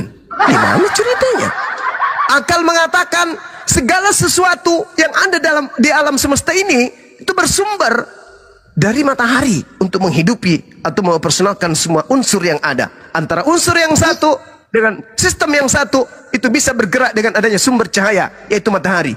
Loh kok ada buku mengatakan ada tumbuh-tumbuhan, kemudian ada siang dan malam, mataharinya sebagai sumber cahaya belum ada. Ini bukan dari Tuhan ini. Pasti bukan dari Tuhan. Sebuah kitab yang bermasalah dengan akal, maka agama yang menganut kitab tersebut itu adalah agama yang bermasalah. Carikan saya orang pintar di atas muka bumi ini, pintar. Bukan yang penghujat, bukan modal terjemah, bukan tafsir terjemahan, bukan memberikan manifestasi terhadap terjemahan, bukan menilai terjemahan, tetapi betul-betul disiplin ilmu Quran ada padanya, lalu kemudian bisa menorehkan sebaris kata yang keliru di dalam kitab suci Al-Quranul Karim. Hadapkan saya dengan orang tersebut. Saya ingin mencuci kakinya dan meminum airnya. Kalau ada. Dan Bima, Kalau aku kalau sering naik ke Komal ini boleh boleh jadi Muslim aku nih. Alhamdulillahirabbil alamin. Masya Allah. Masya Allah, Masya Allah. Sekarang Bang begini Juma dengan abangku. kawan-kawan lainnya tuh, Bang Juma, aku Ya. izin turun dulu lah ya, boleh tak? Boleh, Nanti boleh, kita boleh. diskusi lebih lanjut. Soalnya ni Siap, aku nak ambil siap. anak aku ni pulang ke sekolah ni, pulang dari tuition ni. Nanti Boleh, boleh, kita Bang. diskusi lebih lanjut ya. Oh, terima kasih. Ya. Sepertinya Bang Terima Juma kasih, Bang. banyak tahu pasal Kristen, tentang keyakinan dan kepercayaannya. Oh, Insya tahu Allah. banyak Bang Juma. Aku turun dulu ya Allah. semua. Nanti Siap, kita diskusi siap. lagi ya lebih lanjut. Baik, jaga Terima kasih, kesehatan, terima kasih jaga semua. akal utamanya. Baik. Selamat malam, Iya, Bang. Bang. Nanti Iya, aku malam, nyimak malam. lagi di bawah ya. Siap, Terima siap, kasih, siap. terima kasih. Makasih saudara, makasih.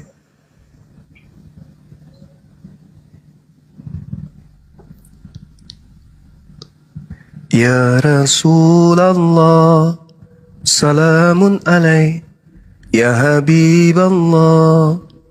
Selamat malam, Bang Juma. Ketemu lagi nih. Ah, malam, Pak Yusuf.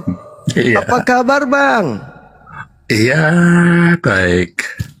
Ini sebenarnya saya naik lagi itu kan tertarik dua hal tadi ya. Saya terdengar tentang itu tadi loh, apa dosa waris dan tiga Tuhan tadi loh. Silakan. Kalau menurut Bang Juma yang dimaksud dosa waris itu seperti apa tuh menurut pemahaman Bang Juma? Yang pertama, dalam Islam itu tak ada dosa waris, tetapi potensi untuk berdosa itu sudah diwariskan dari Adam alaihissalam. Potensi untuk berbuat jahat ada, dan potensi berbuat baik pun ada. Makanya ada akal. Silakan, Bang. Jadi bagi Oh, kami begitu. Ya, ya. tak ada dosa waris. Ya, silakan. Iya, begitu. Kalau pemahaman saya yang dimaksud dosa waris di situ terhadap Adam itu adalah adanya dosa yang diwariskan, adanya dosa, sehingga karena adanya dosa kemudian ada yang namanya hukum-hukum di dalam Taurat itu. Seandainya Adam tidak makan, pasti tidak ada dosa. Dan tidak akan ada hukum-hukum Taurat yang dimunculkan oleh sang sumber segala sumber itu dosa warisnya. Bukan kok dosanya Adam kemudian diwariskan, bukan. Tetapi karena Adam memakan itulah sehingga ada dosa. Ada dosa. Atau ada kematian. Atau ada hukum-hukum yang karena si Adam itu bukan dilempar ya, dialihkan ke dunia atau ke kehidupan yang susah, yang perlu pertanian, perlu mencari nafkah dan sebagainya. Itu karena itu yang diwariskan adalah adanya dosa itu, menurut pemahaman saya. Kemudian yang kedua, Bang, tiga Tuhan. Nah, tiga Tuhan itu Tuhan apa saja, Bang? Kalau di dalam Korintus kan Tuhan itu hanya satu, kemudian Bapa atau Sang Sumber itu satu, itu Korintus 8:6 itu. Oke. Jadi yang pertama terkait dengan dosa, bukan dosa Adam yang diwariskan. Lah, kalau begitu nggak boleh disebut dosa. Tetapi yang diwariskan adalah karakter, sifat, kemampuan, kehendak bebas yang diwariskan. Tadinya tidak memiliki kehendak bebas, ketika dia makan buah ilmu pengetahuan, maka bebas, dikasih kemudian kebebasan. Silakan kamu turun ke bumi, jadi pemimpin di sana. Ingat, ada iblis yang akan senantiasa menjadi musuhmu. Kejadian 3 nomor 15. Nah itu. Jadi manusia tidak diwarisi dosa. Manusia diberi potensi untuk berdosa dan berpotensi untuk melakukan kebaikan. Solusi kemudian ya silakan. Atau begini pertanyaannya, pemahamannya, kalau Adam tidak makan, apakah Adam ke bumi? Ya, tetap ke bumi, Bang. Karena Kejadian 1:26, di situ dia dicipta untuk mengisi bumi, bukan mengisi Eden. Oh ya, berdasarkan yang tadi loh, Bang. Jangan makan yang buah yang di tengah ini, kalau makan kamu mati gitu kan? Iya. berarti kalau tidak makan kan dia tidak mati gitu kan? Kalau dia kemudian tidak makan, dia tidak mati. Tapi faktanya dia makan dan dia hidup 700 tahun lebih. Betul. Karena dia tergoda oleh iblis tadi kan? Iya. Iya. Artinya dia tidak mati hari itu juga kan? Tetapi dia turun ke bumi. Kalau di dalam Al-Quran, Tuhan mengatakan, Inni a'lamu ma la ta'lamun. Apa yang tersirat, apa yang tersurat dan tersirat di dalam ayat tersebut. Ketika malaikat bertanya, kenapa kamu Tuhan hendak menciptakan manusia? Bukankah dia hanya akan membuat pertumpahan darah nanti? Tuhan mengatakan, Inni a'lamu ma la ta'lamun. Saya lebih tahu daripada kalian. Nah, artinya ada pengetahuan Tuhan terhadap ciptaannya Adam yang tidak semua ditorehkan kemudian di dalam pengetahuan manusia. Yang kita tahu, Adam dicipta untuk dunia. Tapi sebelumnya dia mampir dulu di Ganbi Eden. Untuk menjadi manusia, menjadi pemimpin di atas muka bumi ini, mutlak Adam harus ada nafsu. Untuk menjadi pemimpin harus ada nafsu. Ya silakan. Tidak apa-apa ya Bang Yuma mengaitkan dengan kepercayaan Bang Yuma, nggak apa-apa sih. Kalau pengetahuan saya itu, kalau tidak makan berarti kan dia hidup di situ, hidup terus, hidup kekal. Karena tidak makan, sehingga karena dia makan maka dia mati atau dosa, sehingga karena dia makan ada dosa, sehingga muncullah hukum-hukum peraturan-peraturan yang dibuat oleh sang sumber melalui sang firman itu, sehingga muncullah Taurat. Itu menurut pemahaman saya. Sehingga kita mengenal dosa ya karena ada Taurat. Kita mengenal dosa karena ada makan buah itu. Itu menurut pemahaman kami seperti itu. Itu dan itu memang seni ya Bang, memang misteri ya. Tentang itu kan memang juga misteri gitu. Itu yang kedua bang. Ini yang silakan. Itu sudah ya. Yang Bang Yuma kan mengatakan Tuhan itu 3 gitu. Sedangkan menurut Paulus di Korintus 8:6 itu kan Tuhan hanya satu, Allah Bapa yaitu satu. Allah yaitu satu yaitu Bapa, Tuhan satu yaitu Anak atau Yesus. Kalau Bang Yuma tadi kan mengatakan 3, lah maksud 3 itu seperti apa Bang? Oke. Dalam konsep Kristen, saya mengatakan Tuhan mereka 3, karena mereka pun mengakui Trinitas. Mereka mengakui itu konsep. Artinya 3 di dalam 1, atau tiga-tiganya ini adalah satu hakikat. Sedangkan yang ada di dalam Bible itu sendiri, Yesus bukan Tuhan, Roh Kudus juga bukan Tuhan. Yang Tuhan hanya Bapa. Tetapi orang Kristen mengimani Bapa yang adalah Tuhan bukan manusia ini nusul berteofani menjadi Tuhan, menjadi manusia. Dalilnya mana Bang? Di dalam Efesus 1, Efesus 2, nomor 6, nomor 7, nomor 8. Tuhannya orang Kristen tadinya bukan manusia, tetapi dia turun menjadi manusia. Itu Filipi 2 tuh, nomor 6, nomor 7, nomor 8. Dia tidak mempertahankan ketuhanannya, melainkan mengosongkan diri. Nah, setelah dia mengosongkan diri, dia jadi apa? Jadi manusia Bang. Berarti manusia ini statusnya apa? Ya Tuhan, tapi dalam rupa manusia. Iya. 1 Yohanes 5 nomor 7. Ada 3 yang bersaksi di dalam surga. 3 yang bersaksi dalam surga ini siapa Bang? Sebelum ke situ, kita pemahaman yang 3 Tuhan ini dulu Bang. Ya itu maksudku, tiga bersaksi ini ya 3 Tuhan. Saya tak menyampaikan ini dulu Bang. Ya. Yang kalau menurut pemahaman saya, kan kalau Katolik atau Kristen atau Trinitas itu dalam sembahyangnya itu kan dalam nama Bapa, Putra, dan Roh Kudus gitu ya. Sehingga kalau tidak ada salah satu, pasti tidak ada yang Maha Kuasa, tidak ada. Dan kita tidak akan mengenal yang namanya Taurat dan Alkitab itu tidak akan ada kalau tidak ada salah satunya. Sebab apa? Dikatakan di dalam Yohanes 1:18 itu kan yang mendengar hanya sang anak. Ya, sehingga si bapak itu kan tidak bisa didengar dan tidak bisa dilihat. Maka kalau tidak bisa diutus sang Logos menjadi manusia, pasti kita tidak akan mendengar yang namanya Alkitab, Perjanjian Baru dan sebagainya itu. Dan sebelum diutus ke dunia pun, dia yang Logos itu yang berfirman. Jadi kalau tidak ada salah satu, tidak ada, Bang. Apalagi kalau tidak ada Roh Kudus, pasti mati dia. Kalau tidak ada firman, pasti dia tidak bicara atau bisu. Kalau tidak ada Bapa, pasti tidak ada sumber yang mengatakan pada anak, gitu, Pak. Sehingga ketiganya itu sebenarnya satu kesatuan yang utuh, yang tidak bisa terpisahkan.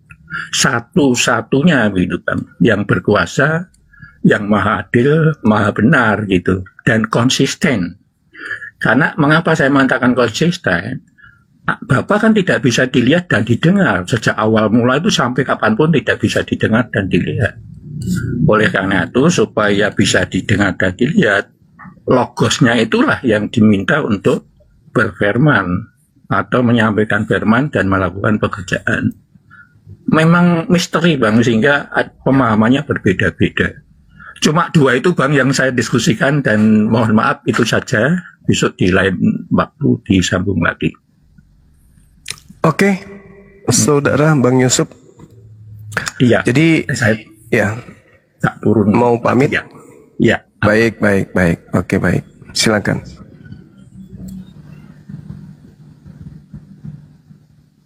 Jadi saudara-saudara, khususnya kepada saudara Kristen, kalau dikatakan Tuhan kalian itu satu, kurasa itu adalah naik ke room edis dong. Berani nggak? Kalau Tuhan itu satu, itu kalian sedang menipu diri kalian. Kitab kalian itu mengatakan ada tiga. Ada tiga yang bersaksi di dalam surga. Yang pertama Bapa, yang kedua Anak, yang ketiga adalah Roh Kudus. Nah, apakah Bapa adalah Anak? Bukan. Apakah Anak adalah Bapa? Bukan. Apakah Anak adalah Roh Kudus? Bukan. Apakah Roh Kudus adalah Bapa? Bukan. Apakah Roh Kudus adalah Anak? Bukan. Berarti tiga-tiganya adalah entitas yang berdiri sendiri. Kalian aja yang menganggapnya satu. Nah, kemudian tadi saudara Yusuf itu mencoba untuk mengambil Yohanes 1 nomor 18. Jadi gini, Bang. Kalau masih mendengarkan di bawah, dengarkan. Kita melihat pernyataan saudara, tidak ada orang yang pernah kemudian kecuali Yesus. Mereka tidak mengenal Tuhan kecuali Yesus yang memperkenalkan. Kata siapa? Kalau Nabi Musa turun memperkenalkan Tuhan, Daud memperkenalkan Tuhan, Salomo memperkenalkan Tuhan, Yesus juga memperkenalkan Tuhan. Dia tidak mengatakan aku Tuhan. Makanya dalam original teksnya itu tidak dikatakan bahwasanya Yesus itu Tuhan. Dia adalah anak yang menjelaskan, exegomai, menjelaskan, menerangkan, ya, menceritakan. Jadi terjemahan yang sebenarnya adalah tidak seorang pun yang pernah melihat Allah, tetapi anak tunggalnya kemudian yang ada di pangkuannya, dialah yang menceritakan tentang Allah itu. Dialah yang menyatakan, dialah yang menjelaskan tentang Tuhan itu. Dialah yang menguraikan bagaimana Tuhan itu. Jadi bukan yang lain yang menjelaskan, tapi Yesus. Nah, tanya Yesus, Yesus, ya Paman, bagaimana Bapa itu, Tuhan itu? Apakah dia manusia bukan manusia? Tidak bisa, dia bukan manusia. Apakah itu dirimu sendiri? Bukan juga. Bagaimana Bapa itu? Ya nggak ada yang pernah melihat. Tuhan itu tidak pernah, suaranya pun tidak pernah didengarkan. Yohanes 5 nomor 37. Jadi kamu yang kami lihat ini, kamu bukan Tuhan. Bukan. Yang kami dengarkan suaramu ini, itu suara Tuhan. Bukan juga. Bukan. Aku cuman menjelaskan tentang Bapa itu seperti apa. Itu baru betul. Jadi Yohanes 1:18, tidak seorang pun yang pernah melihat Tuhan, tetapi anak tunggal Tuhan yang ada di pangkuan Tuhan, dialah yang menceritakan tentang Tuhan itu. Bukan menyatakan dalam pemahaman saudara, menyatakan itu, lihat loh, aku nyata loh, ini tanganku, ini kakiku, ini pusarku, ini daguku. Bukan begitu maksudnya. Inilah Bapa, ini tengoklah, ini tangannya Bapa, ini kakinya. Wah, jauh kali. Makanya belajar original teks biar nggak sesat. Eksegomai itu artinya mentafsirkan atau menjabarkan atau menjelaskan atau menguraikan. Begitu. Makanya dia mengatakan, aku tidak berkata-kata dari diriku sendiri. Apa yang kukatakan adalah apa yang diperintahkan untuk aku katakan dan aku sampaikan. Itu maksudnya. Dia sedang menjelaskan tentang Tuhan itu. Maka hidup kekal itu adalah mereka mengenal Dia, satu-satunya Bapa yang ada di langit, dan mengenal dirinya sebagai utusan Tuhan. Itu yang dimaksud. Makanya sekali-kali belajar original teksnya. Jangan kayak pendeta Theo. Kami nggak mau percaya, karena yang kami percaya adalah yang tertulis dari Lembaga Bibel Indonesia. Kami nggak mau. Urusannya manuskrip itu tempat lain, bukan di sini. Lol. Serendah itu level iman kepercayaan ente? Hah? Dengan bangga, kami adalah anak-anak apa? Kami adalah apa? Siapa lu? Kamu siapa? Anak Tuhan. Melalui apa kau bisa terjemahan saja? Cuman terjemahan rupanya pede kali. Itu kau rasa kan? Kau rasa kalau sesama kalian Kristen menjelaskan tentang Bible, wah mantap kali, mantap. Berbicara mengenai Mesias, wah mantap kali. Bercerita tentang surga, wah keren kali. Kalau sesama kalian, coba sekali-sekali dialog dengan Bang Suma dong. Boleh Bang, boleh. Kapan? Besok. Jam berapa? 16.30. Oke. Temanya apa? Siapa yang keluar dari kubur? Oke. Datanglah aku kan. Ketepak. Ditanya ini longor, ditanya ini bingung, jaringan lah, entah apa-apalah, telepon lah, transfer lah kemana-mana. Itu kayak gitu, kelasnya gitu. Giliran kalau sesama mereka, paling top jar, paling paten, paling jago, paling sakti, wah pokoknya pewaris surga. Begitu ketemu dengan orang di luar yang beragama, mereka yang belajar siang malam tentang Bible, mendudukkan kemudian kejujuran di atas segala-galanya, diurai isinya. Kepleset. Maaf Bang, kami tidak berpacu kepada original teks. Kami percaya kepada terjemahan. Giliran ditanya, yang lu percaya terjemahan apa original teks? Jangan melebar kemana-mana. Kita fokus kembali kepada tema. Langsung kena penyakit sembelit 2 tahun dah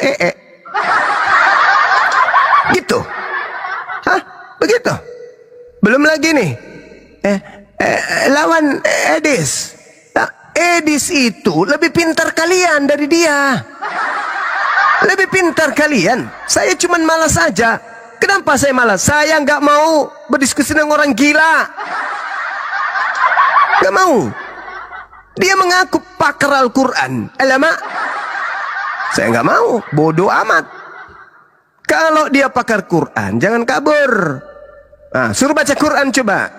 Pakar Quran itu minimal standar ilmunya dulu tahu. Bagaimana orang bisa tahu isi komputer? Cara mengoperasionalkan komputer. Ini apa namanya? Nggak tahu. Ini mouse namanya. Ini apa? Nggak tahu juga Bang. Ini keyboard. Terus kamu mengatakan kamu bisa mengoperasionalkan ini. Kau sudah pernah lihat ini mouse-nya? Belum, baru kali ini. Ini pernah kau pernah lihat ini yang namanya keyboard? Nggak pernah Bang. Lalu gimana caranya kau bisa menjelaskan isinya?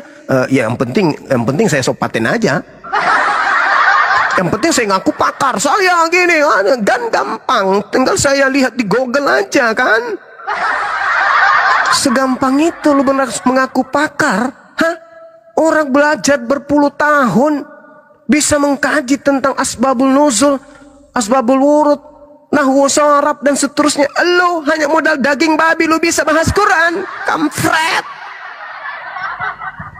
Kalau tidak sombong, saya yang datang. Kalau ada orang Kristen tidak sombong, nggak mengaku pakar Quran, saya pasti datang. Dulu kan bertahun saya jamu dia, bertahun kan ku buat dia seperti binatang ternak peliharaan. Ada di YouTube saya itu. Baru-baru ini, di tahun ini pun saya berdiskusi kan, ketika dia membahas tentang Al-Quran versus Bible. Aku kan tanya, ini Lukas siapa? Diakui, bagaimana mungkin Lukas itu bisa menuliskan sementara Lukas muncul belakangan? Ya, kan udah selesai. Artinya Lukas bukan murid Yesus, bubar. Kan itunya. Dan tantangan saya, ya mari kita offline. Karena saya nggak bisa berdiskusi dengan orang yang licik. Orang licik saya ampun, nanti ku maki kau. Saya itu maunya berdiskusi dengan orang yang berakal, bukan orang yang suka ngibul licik. Karena memang manusia itu ada orang yang bodoh tapi ahli di dalam kelicikan. Ada orang bodoh tapi liciknya minta ampun. Giliran data, giliran akal, nggak bisa dia. Tapi kalau giliran kelicikan yang dia pakai, wah paling mampu dia, paling jago. Nah itulah Edis. Itulah Edis. Kalau saya kemudian membuka diri untuk berdialog sama dia offline, saya mau. Kan dari dulu. Setelah saya tahu, oh ternyata orang ini cuma orang gila pelawak rupanya. Lebih berkeras jemaat biasa daripada dia itu Edis. Lebih berkeras. Cuman dia suka ngulik-ngulik terjemahan. Habis itu dia pelintir sesuai dengan data keinginannya sendiri. Padahal Bible tidak sama dengan kaidah ilmu Islam. Kalau Bible itu yang penting Anda bisa mentafsirkan, Anda bisa mengerti apa yang tertulis itu, selesai. Al-Quran tidak begitu, bos. Hadits itu tidak begitu, tidak sesederhana itu. Kalau umat Islam kemudian bisa paham Al-Quran hanya dengan baca terjemah, dengan modal benci, maka tak perlu ada pondok pesantren. Tidak perlu orang belajar sampai ke Mesir, sampai ke Kairo sana, nggak perlu. Cukup orang baca, oh gini, oh udah selesai. Tapi apakah demikian? Oh tidak. Nabi Muhammad kepada orang Arab, mengerti bahasa Arab, paham bahasa Arab, menutur pakai bahasa Arab, lahir sebagai orang Arab, mati sebagai orang Arab. Nabi Muhammad mengajarkan Al-Quran kepada mereka tentang tauhid aja 13 tahun. Ada orang makannya babi, makanannya monyet, kura-kura, kecoa, walang sangit, komodo, kuda nil, ban mobil, asu. Ngaku pakar Al-Quran, mau diskusi denganku? Aduh, kalau belum pernah jumpa sih oke. Ini udah puluhan kali jumpa, isinya nol.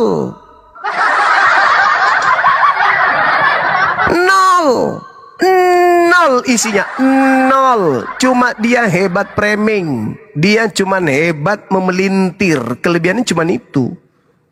Jadi dia bukan pendiskusi, dia tidak memberikan edukasi, dia adalah seorang penghujat. Itu